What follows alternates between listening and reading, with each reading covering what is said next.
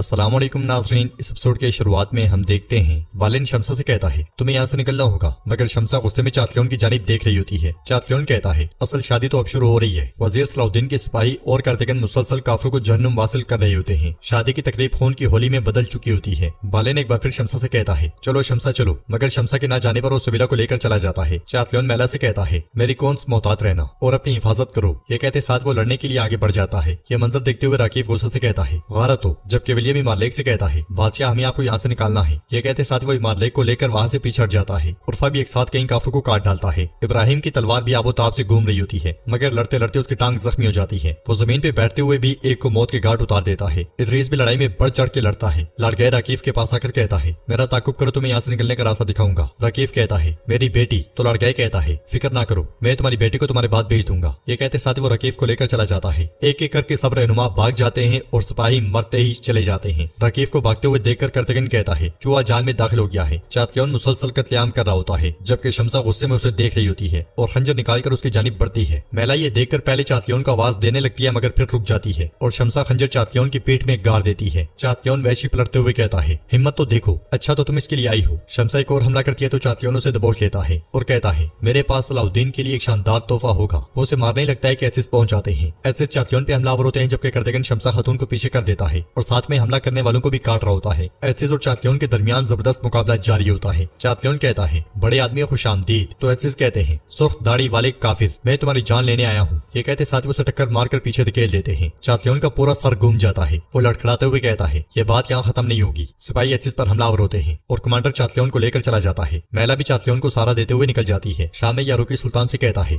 मेरे सुल्तान मुझे सलाउद्दीन का मुकाम मिल गया है, अगर आप इजाजत दें तो मैं उसे ले आऊं। मगर सुल्तान खड़े होते हुए कहते हैं आपसे ये काम मेरा है, सिर्फ मेरा। उधर हम देखते हैं कि राकीफ भाग रहा होता है। वहां से निकलने वाले बोरो की तलवार उसके गले पर आ जाती है और वो कहता है खुश आमदीद ताजिर राकीफ। बोरो को देखकर राकीफ चौंक जाता है और कहता है तुम कैद खाने से कैसे निकले। ये सुनते साथ ही बोरो उस लम्हे को याद करता है जब ताजिर एलिसा अपने साथी के साथ उसे बचाने आया था और वहां मौजूद दोनों सिपाहियों को मार गिराया था। जिंदान खोल दिया गया था और एलिसा ने कहा था हमारे पास ज्यादा वक्त नहीं है, हमें फौरन निकलना है, चलो। इन ख्यालात के बाद रकीफ कहता है शादी की तकरीब में सब कुछ तुमने तरतीब दिया। हाँ, तो बोरो उस लम्हे को याद करता है जब वजीर सलाउद्दीन ने उससे कहा था पहले तुम खुद को कैद होने दोगे। बोरो ने कहा था मैं जानबूझकर कैद किया जाऊंगा, क्या ऐसा है? जवाबन वजीर सलाउद्दीन ने कहा था मेरे अंदर का आदमी एलिसा तुम्हें कैद खाने से निकालेगा। कैद खाने और शादी के मुकाम को जोड़ने वाला एक खुफिया रास्ता है। एलिसा तुम्हें उस खुफिया रास्ते पर ले जाएगा। महल में घुसने वाले मेरे सरदारान की वजह से शादी में होने वाली अफरा तफरी राकीफ के फरार होने की वाहिद जगह वो राहदारी है। राकीफ के उस खुफिया रास्ते में दाखिल होते ही तो बोरो ने कहा था मैं उस खुफिया जगह जाकर राकीफ को ले लूंगा। वजीर सलाउद्दीन ने कहा था या उसे या उसके सर को। इस ख्याल के बाद बोरो कहता है आप कोई फरार नहीं है राकीफ। इसलिए मैं सायरा वहां पहुंचती है और ये मंजर देखकर बोरो की जानिब बढ़ते हुए कहती है तुम्हारा यहाँ क्या काम है। राकीफ सायरा को पीछे कर देता है और कहता है बोरो अगर मुझे मार दोगे तो अपने साथियों को हरगिज़ नहीं ढूंढ पाओगे। तुम्हारे लिए कौन सी बात ज्यादा कीमती है, अच्छी तरह सोचो। बोरो सोच में पड़ जाता है। नाज़रीन इसके बाद हम देखते हैं कि हाल में सब कुछ उल्टा पुल्टा पड़ा होता है। वहाँ मौजूद तमाम बाज़ंतीनी सिपाही मारे जा चुके होते हैं। एसिस करातेगन और अपने साथियों के साथ शम्सा को लेकर निकल पड़ते हैं। लड़ गए वहाँ पहुंचता है और सिपाहियों के साथ उनके पीछे दौड़ पड़ता है। उधर बोरो राकीफ से कहता है मैं अपने बहादुरों और जान से प्यारे साथियों का सुराग ढूंढ लूंगा, जरूर ढूंढ लूंगा, लेकिन तुम्हारे पास अब लेने के लिए मजीद सांसें नहीं बची राकीफ। सायरा तलवार निकालकर आगे बढ़ते हुए कहती है बोरो ऐसा ना करो, मगर राकीफ उसे पीछे कर देता है और बोरो कहता है चुप रहो चुप, इस हकीर शख्स के लिए अपनी जान मत गंवाओ। उधर हम देखते हैं कि वजीर सलाउद्दीन के साथी मुख्तलिफ धड़ों में भाग रहे होते हैं। धड़ों में मतलब मुख्तलिफ गिरोहों में।